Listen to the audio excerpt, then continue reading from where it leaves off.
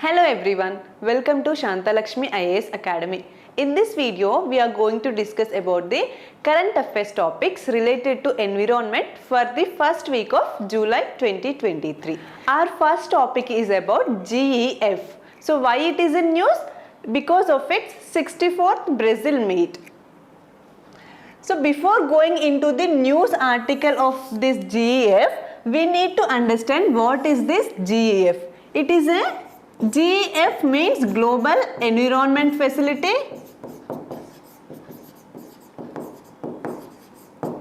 It was adapted at the 1992 Earth Rio Summit.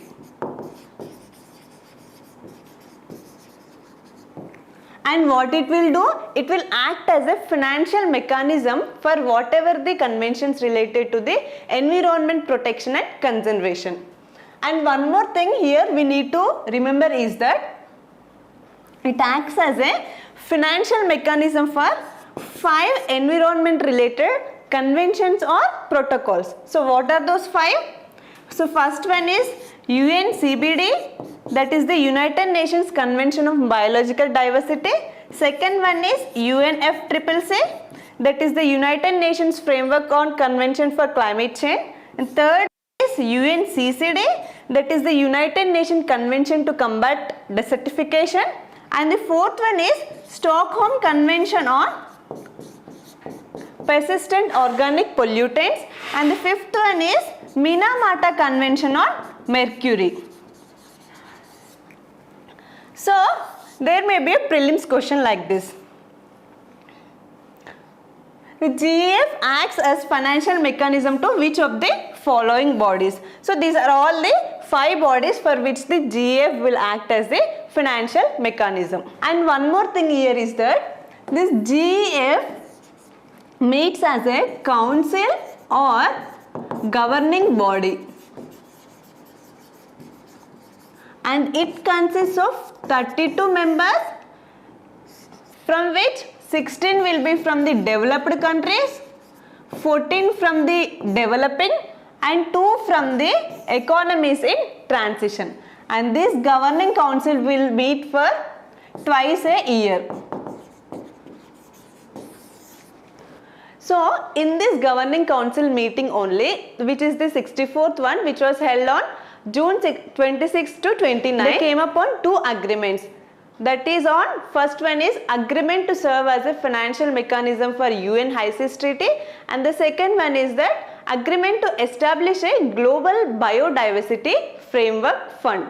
Now let us go deep into the details. As the context for discussing this global environment facility is their meeting agreements. So one of that is Global Biodiversity Framework Fund. In this, they proposed fund allocations divided into 4 categories. So what are those?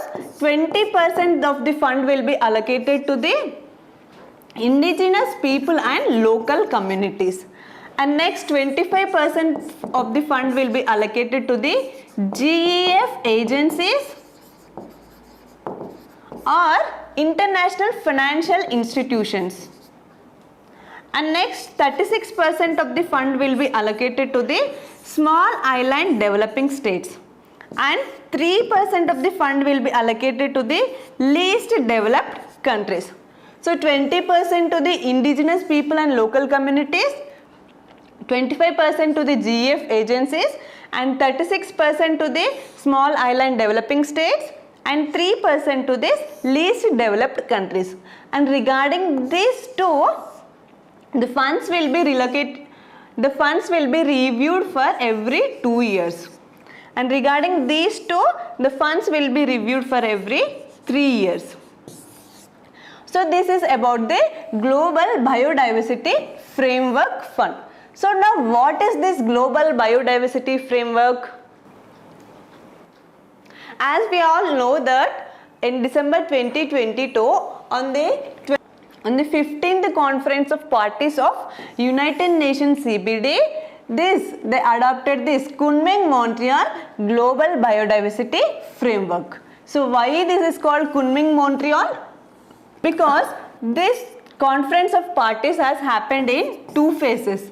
First is in Kunming of China and second is in Montreal of Canada. So the Global Biodiversity Framework is also known as this Kunming-Montreal Global Biodiversity Framework. And what was the objective of this framework? Its objective is to replacement of the Aichi targets of 2020. We all know that in 2010 at Nagoya Conference of Parties of CBD, all the United Nations has come up with this Aichi biodiversity targets for 2020, which are 20 targets, and these were failed because none of the countries of this CBD convention achieved any one of these Aichi targets, and it also expired.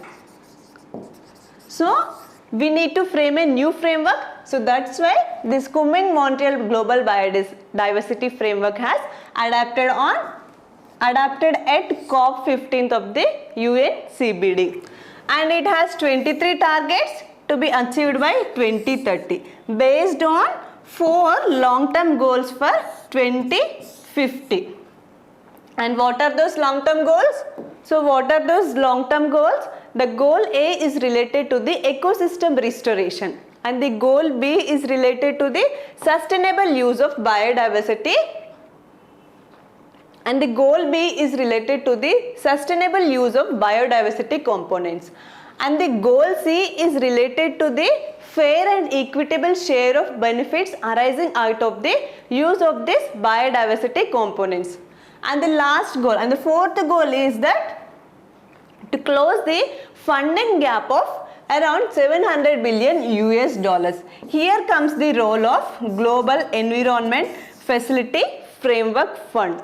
So these are the 4 goals of this Kunming-Montreal Biodiversity Framework. So this is all about this news article related to this Global Biodiversity Framework. What we need to go deep while we studying, it is this CBD.